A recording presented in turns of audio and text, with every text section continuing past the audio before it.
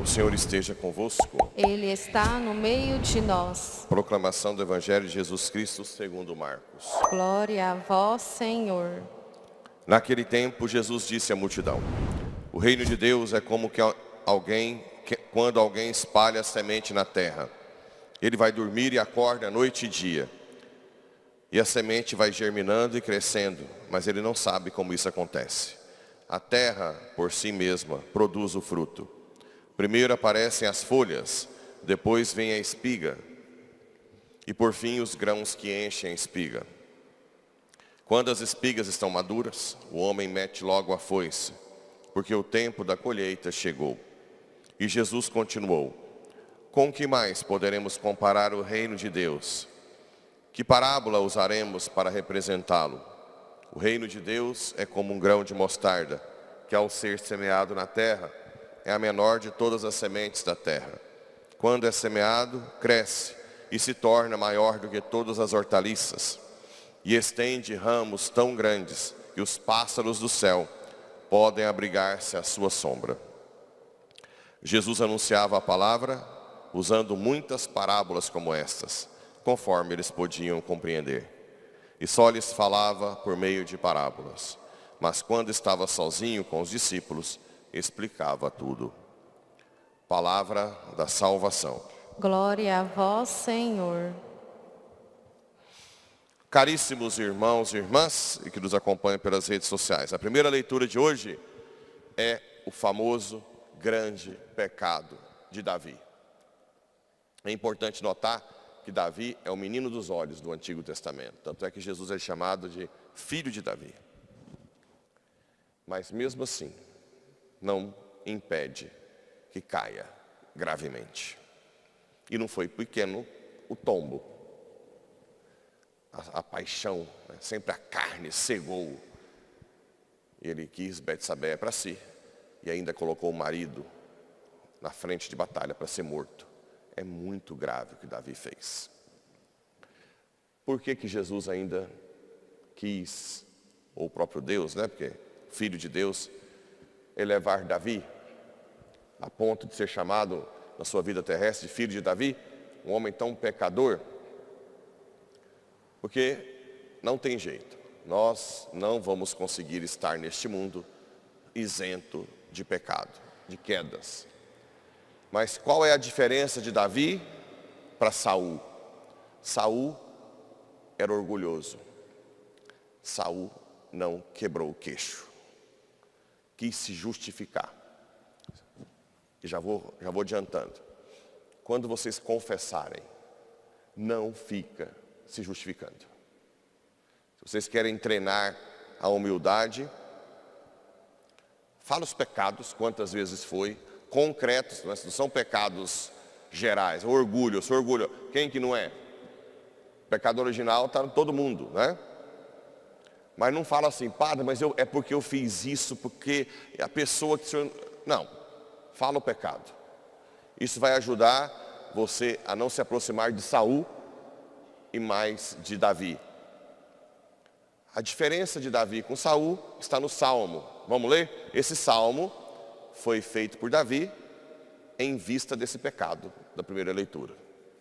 Misericórdia, Senhor, porque pecamos. Tende compaixão, ó meu Deus, misericórdia. Na imensidão de vosso amor, purificai-me. Lavai-me todo inteiro do pecado e apagai completamente a minha culpa. Eu reconheço toda a minha iniquidade. O meu pecado está sempre à minha frente. Foi contra vós, só contra vós que eu pequei e pratiquei o que é mal aos vossos olhos. Ele não está se justificando. Mostrais assim quanto sois justo na sentença e quanto é reto o julgamento que fazeis. Vede, Senhor, que eu nasci na iniquidade e pecador já minha mãe me concebeu. Um dos motivos da Imaculada Conceição está nesse salmo, né? Que diz que desde a mãe nasce pecador. Fazei-me ouvir cantos de festa e de alegria, e exultarão estes meus ossos que esmagastes. Desviai o vosso olhar dos meus pecados, e apagai todas as minhas transgressões. Não tem justificativa aqui. Ele simplesmente bateu no peito. Quando vocês tiverem tentações nos pensamentos, mesmo rezando aqui no Santíssimo, até pensamentos impuros, relações sexuais, ao invés de você ficar, ai meu Deus, eu não quero pensar isso, e ficar fingindo com Jesus, olha para Jesus e diz assim, Senhor, olha o que eu tenho para te oferecer. Eu sou uma miserável, eu só tenho isso, me dá a graça da pureza. O demônio perde força. Toda vez que você rasga o peito e se abre, o demônio perde força. Toda vez que você se justifica, toda vez que você quer fugir da confissão, que você quer lutar, não, eu não quero pensar isso não, mais força o demônio ganha. Então, Davi rasgou o peito, lava, apaga, e Jesus, Deus, né? Jesus, porque o Filho de Deus já existia, apagou, sim, todas as suas, e deixou até, agora vocês querem algo mais assustador? A descendência humana de Jesus nasceu de Betsabeia e Davi. A linhagem humana de Jesus, até chegar em José, no caso, mas veio dessa relação. Deus é capaz de tirar um bem de um mal. Um bem enorme de um mal enorme. Você já deve ter visto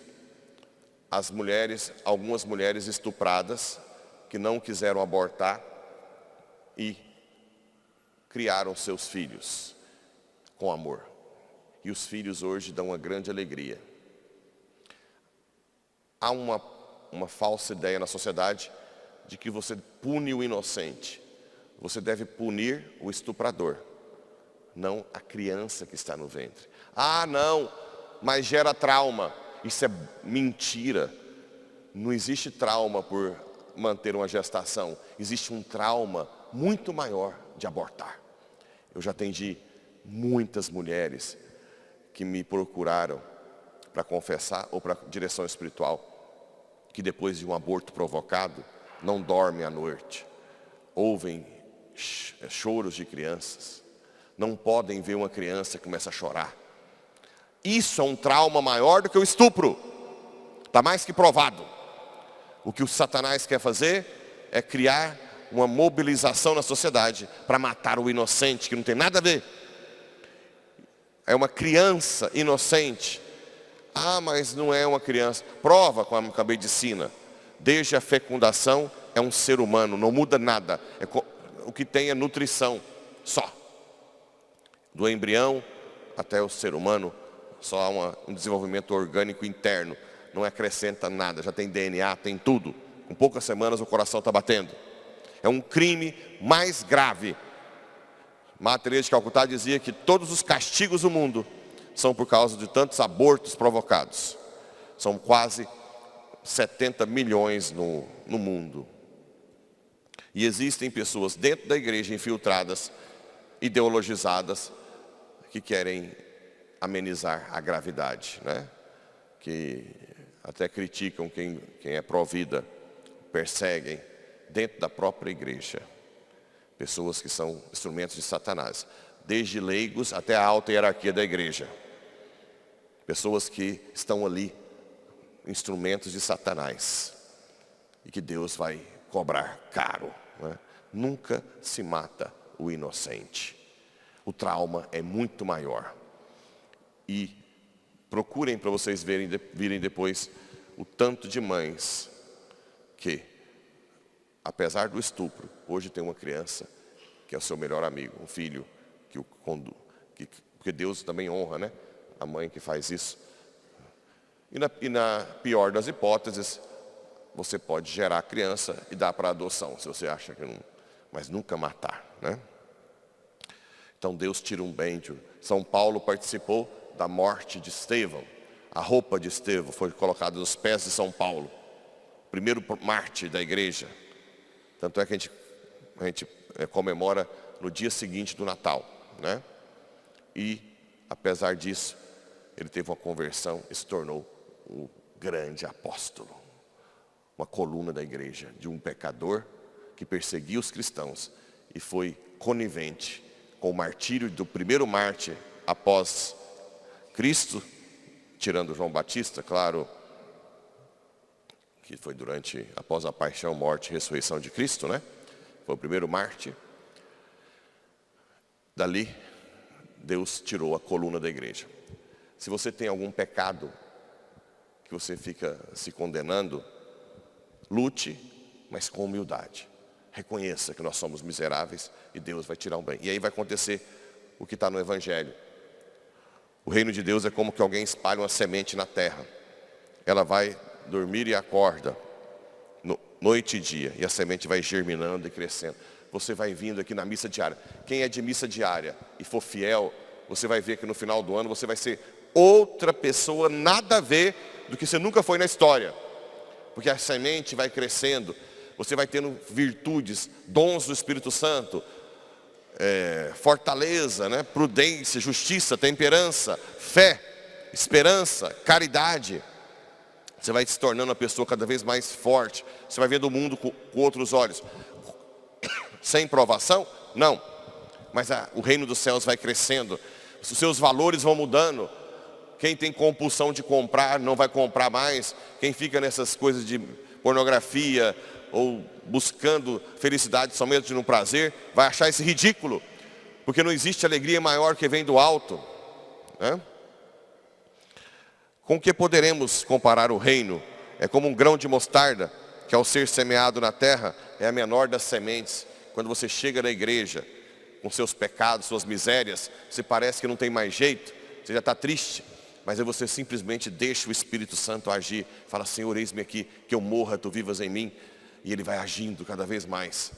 Não só em você, mas na sua família inteira, para salvá-los todos, né?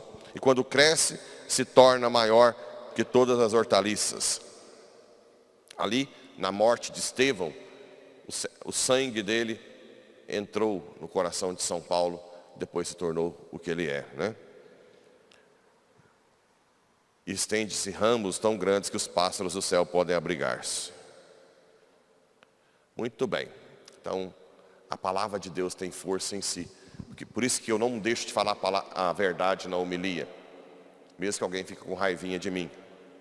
Ou nas formações. Mas eu jogo a palavra. E ela por si só tem poder.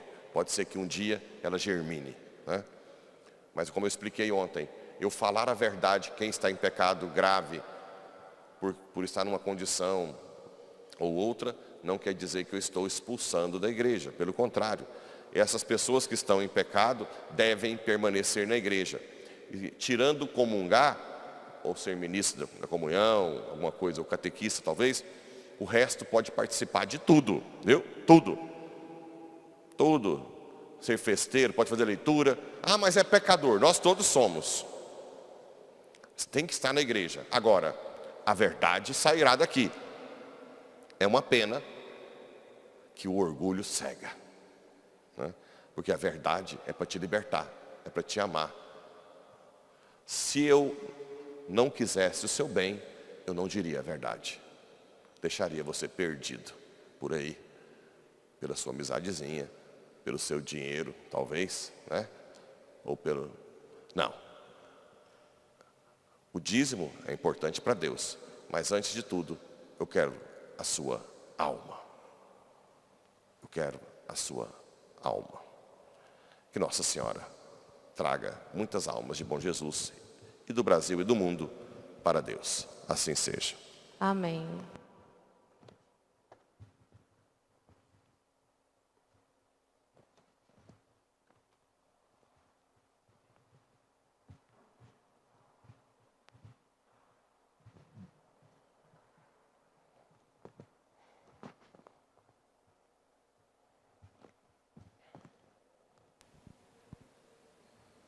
Oração vocacional. Jesus, Mestre divino, que chamastes os apóstolos para vos seguirem, continuai a passar pelos nossos caminhos, pelas nossas famílias, pelas nossas escolas e continuai a repetir o convite a muitos de nossos jovens. Dai coragem às pessoas convidadas, dai forças para que vos sejam fiéis como apóstolos leigos, como sacerdotes